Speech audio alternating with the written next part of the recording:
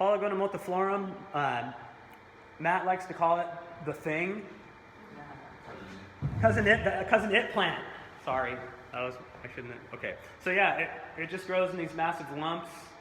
Down in LA, we have it growing on a fence, right? How did you have fun battling the Hushawu down there? Did you battle it?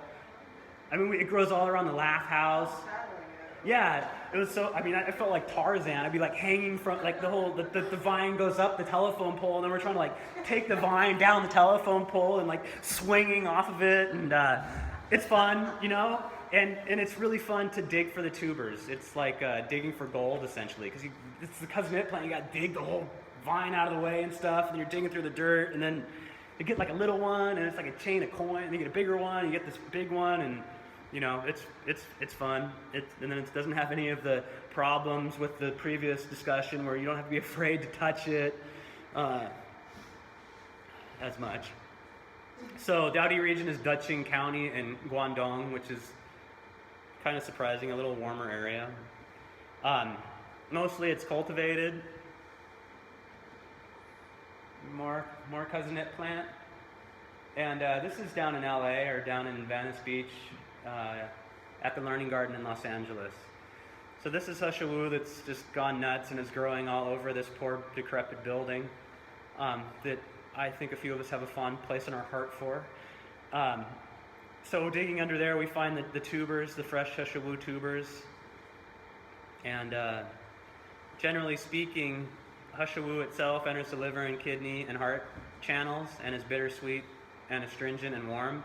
It nourishes the liver and kidney, benefits the essence and blood, moistens the bowels and unblocks the stool, and it dispels toxins and reduces pain. This is sort of an amalgamation of the functions of Sheng Hushawu, unprocessed and processed Hushawu.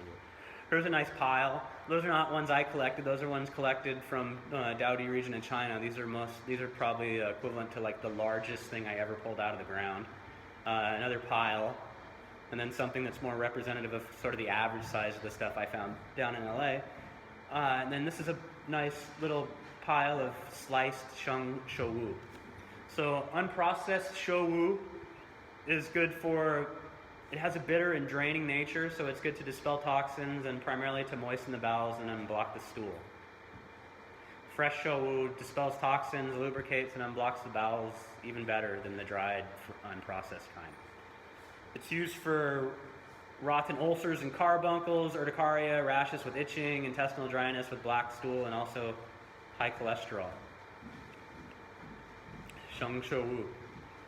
The preparation is fairly straightforward. You take the original material, you eliminate impurities, you sort according to size, you clean it with fresh water, you soak it a little, and then you perform covered moistening, which is called something I don't remember right now. I think Men Run. And we'll go over that in the next herb a little bit more. Covered moistening is one of a very common technique that a lot of people have problems with.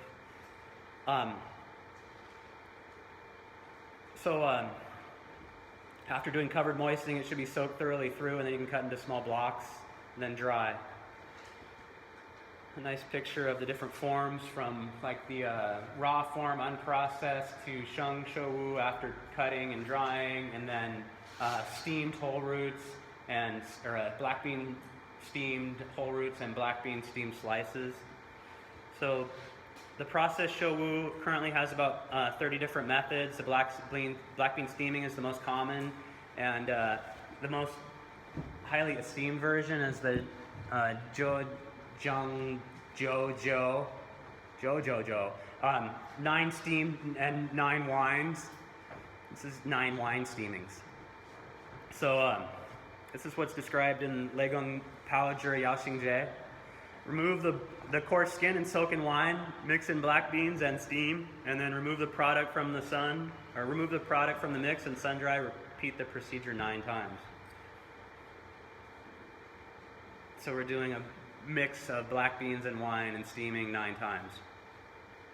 This is a neat little illustration I found that talks about like the physical culture of Hushawu processing, from going into the mountains and finding it and soaking it and slicing it and then steaming it and sun drying it and steaming it again and then finishing drying and having a wonderful day of Showu processing. Historically, going back to the Tang Dynasty, we see vinegar boiling, water cooking with black beans and alcohol, similar to the Leigong method. Black bean steaming again. A little thing from the Ben Sao Tujing says to use a bamboo knife to cut into sections and soak it in water that has been used to wash rice for one night and then dry it super aggressively. And don't use metal. So the old books specifically say to not cut it with a metal knife and to not use a metal steamer or use non-ferrous steamers or non-ferrous vessels during the processing. This is not necessarily how it's processed today. When we go back to the industrial scale that Showu was processed at, they don't really make industrial scale porcelain steamers. They just make them out of stainless steel. So Song Dynasty has Shengzhang Gansao processing, Nushi is Acaranthus biadentata, Oxney, County. It's not, it's a plant, it's a Acaranthus. One of my favorite plants. We were talking about it a little earlier with Angela. Simple steaming, and then rice rinse, soak, and then steaming 9 times, and what I'm translating is it's just like really rapid drying 9 times. Interestingly, here in the Ming Dynasty, we have a human milk mix method, a black bean human milk method, and another form of milk processing. It seems that I was at the Asian Studies Conference in downtown Seattle 2 weeks ago, and one of the presenters was talking about their analysis of the use of milk products in Chinese medicine during the Tang Dynasty. And it's interesting because we don't really use milk in Chinese medicine anymore. And then those of us that are practitioners have all this kind of prohibition against milk and dairy. But at some point it was used for processing and as in decoction and as a therapeutic product. So now we end up with the modern method. The first thing that we talk about is how to make the black bean. Is that what we're talking about now? We're just going over the method. So how to do the black bean. So take the clean cubes and immerse them in the black bean juice, mix evenly, allow the materials to stand it. This is the covered moistening kind of part. So what it's described as is allow the materials to stand in a receptacle covered with a hemp sack or a bag of moist straw, and frequently sprinkle them with water so that they become thoroughly moistened. Continued cover moistening until the juice has seeped through. Again, some of those same mentions, not using iron in the processing, using an airtight vessel for steaming, and then steaming until all the juice has been absorbed. So this is some dried, unprocessed showu. This is my black bean soak that I made. So we're going to mix it in with the black beans and let it soak. And then after being soaked, it will come out and it'll look like that probably. And then you're going to add it to your non-ferrous steaming vessel. In my case, I'm using iron and like rubber. So Leigong is essentially rolling in his grave at that point. I could feel the earth shaking. The gods of Chinese medicine are very disappointed. So you put it inside a food steamer, place the steamer over a bowl, cook with heat, steam for 8 hours, and then braise for 4 hours or until the showu assumes a dark color. If it's not dark enough, you can steam it one more time. And so this is after steaming. This was fairly dark, and then after drying, it was this dark. Take out, dry by spreading on the ground until the outward appearance is slightly dry, and then steam it again with the black bean juice. And so steam it again, and dry it. For every 100 kilograms of hushawu, you should use 10 kilograms of black beans. So the black bean soup method, take 10 kilograms of black beans, add an appropriate amount of water, boil it for 4 hours, cook the juice down to about 15 kilograms, and then add more water back to the black bean residue and cook for another 3 hours, or to 10 kilograms, and you'll have 25 kilograms of black bean juice, which you will use to steam 100 kilograms of showu. The purpose of the processing, from a classical perspective, after processing, the taste has become sweet and thick. Before, it's mostly bitter and draining. So by converting the flavor to sweet and thick, we kind of achieve the principle of entering the yin, which is going to allow this medicinal to then have increased power to nourish the yin and supplement the kidney, to nourish the liver and benefit the blood, and to blacken the beard and hair and strengthen the tendons and something else. And so it's useful for dizziness and tinnitus, premature graying of hair, aching and limpness of the waist and knee, numb and tingling skin, and chronic diseases due to deficiency in high cholesterol. The side effects of Hushawu, likely due to kind of improperly processed, taken for too long, can be liver injury, skin allergy, bleeding in the upper GI tract, or familial allergy. This will be likely a cause of the anthraquinones, which are purgatives and are damaging when taken a long time. So the purpose of the processing is to reduce the anthraquinone content, to maximize the tonic function, and to minimize the anthraquinone-mediated purgation. Anthraquinones are what is conserved in all of the Polygonaceae, like rhubarb, and the other one that's really popular these days is Polygonum cuspidatum, Japanese knotweed, also Polygonaceae.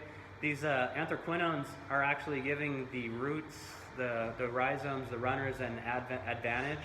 Why it's so invasive? The anthraquinones inhibit the growth of all the surrounding plants. And so then they just run rampant. And if you love it, it's good. And if you hate it, it's terrible. So I kind of love it, but when I go to the Olympic Peninsula and I see the Japanese knotweed encroaching on the Olympic Peninsula, I feel terror. There's no reason for that plant to be over there, and no one's going to ever stop it from what it's doing. There's no federal money to stop that plant. And that's terrible. And so I would really like all of us to bond together and to start a massive Japanese knotweed harvesting endeavor because it's actually a really good medicinal, and like it's really popular because Stephen Harold Buno promotes it in his Lyme protocol, and these think everybody has Lyme, and so everybody's using it these days. And if you don't have Lyme, you have SIBO. Yeah. So some of the things that we know when we look in the pharmacy, like the imodine and the physicine, the anthraquinone alkaloids that are going to cause the purgation, it's going to be much less in the thin slices. So if you get these big blocks of Hushawu that are processed, it's likely they have much more anthraquinone in them, and so maybe you look for thinner slices. The thick slices have higher contents, so the thin slices, if they're really thick, you want to boil them longer to help reduce the anthraquinone content, because pretty much nobody uses Hushawu for a purgative function. Everybody uses it as a tonic, for the most part. I mean, I think it's a nice combination of a tonic to use in someone with a little bit dry and difficult stool, because it still is going to nourish the bowels or moisten the bowels to some degree. So that's all I got on a Hushawu, Foti, Polygonum multiflorum, whatever you want to call it. Mr. Hu's black hair, which is a funny story, but let's just skip that. I got 10 minutes to cover Rehmannia.